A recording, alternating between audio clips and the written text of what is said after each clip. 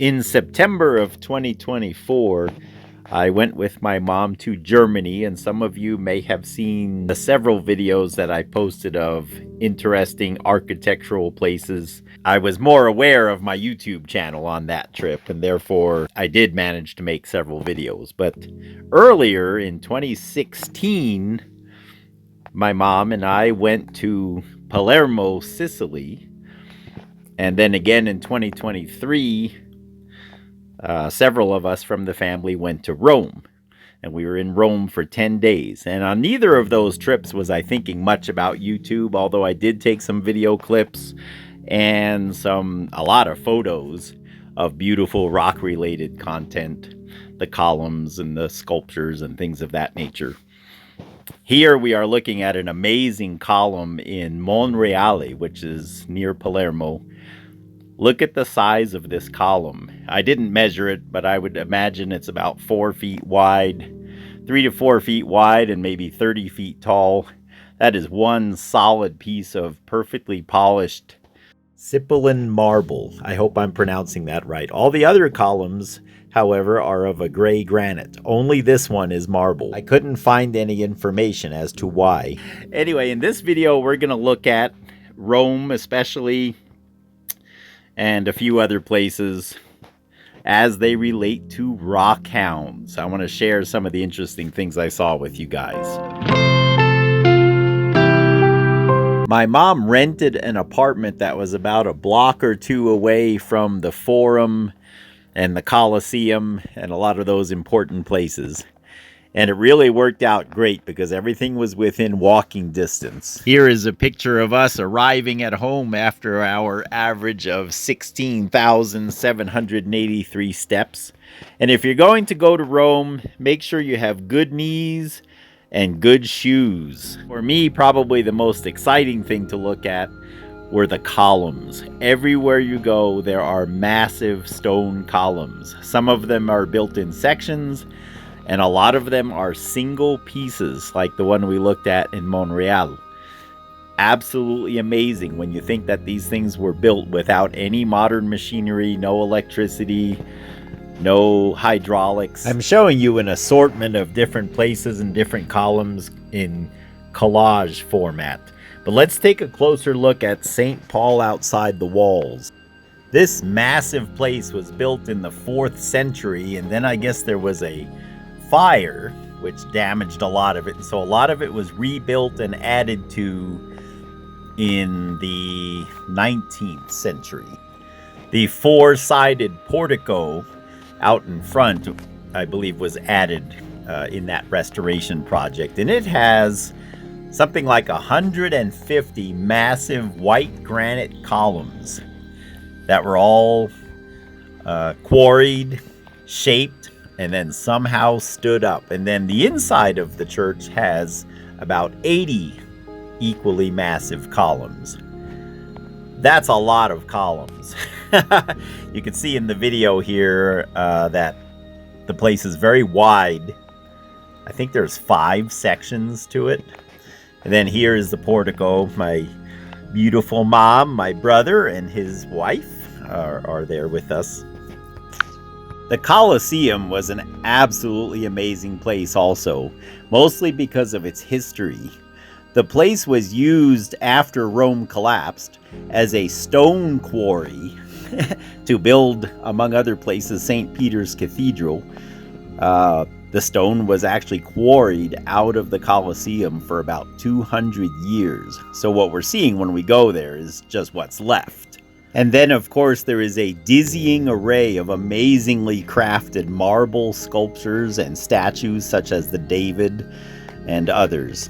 Michelangelo carved the David sculpture out of a single block of, I believe it's Carrara marble, and it's 17 feet tall. Can you imagine how much that block weighed originally? Of course, the David is in Florence, which is another awesome place to visit. For just a minute, I want to take us back to Palermo, where we started this video, to what my mom and I thought were just an obscure neighborhood church that we decided to walk into, and it was absolutely impressive. I can't remember what the name of it was. It was on a little side street, but look at the elaborate, intricate stonework on all of these walls. Every square inch of the inside of this place was intricately carved, all different kinds of marble. I think there were some other materials mixed in, but most of it was natural stone. Now let's talk about the floors. Of course, you saw the floors of St. Paul outside. The walls were amazing. All over the place, there are amazing floors. The dizzying array of marbles and granites and natural stones of every different kind. I could not get enough of it. I could spend a month just looking at the floor of St. Peter's Cathedral, which we'll see here in a minute. There were even windows made of exotic stones, such as the one you saw just a few seconds ago. While the outside of St. Peter's Cathedral is impressive with its massive colonnade, and also the exterior appeared to all be made of travertine, the inside is lavishly decorated with, I would almost say, 1,000 different types of marble. Everywhere you look, there's a different kind of marble on the walls and on the floors. I really was impressed with the floor. Here I'm showing you guys kind of what it looks like looking up. I think you could fly an airplane inside this place. It's so big. Anyway, here are a selection of the marbles. Most of these marbles were on the floor.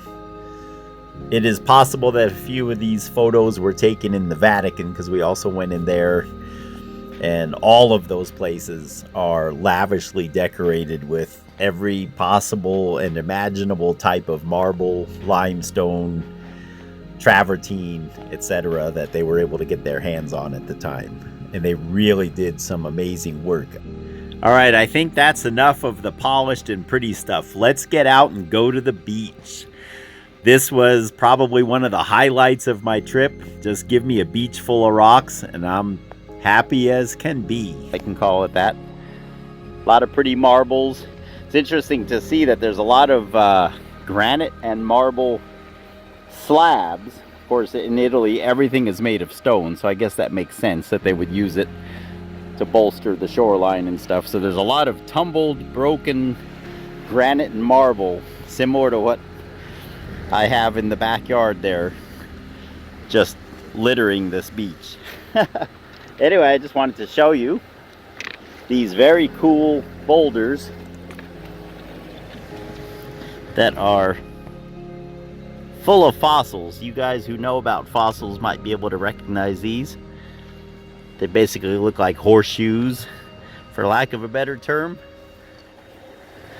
All these big riprap boulders, wherever they got them from. This one is really cool.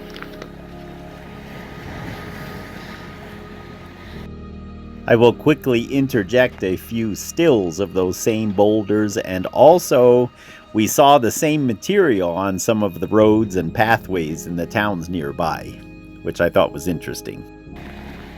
Anyway, I thought I would show those to you. Get a look at it from this other side.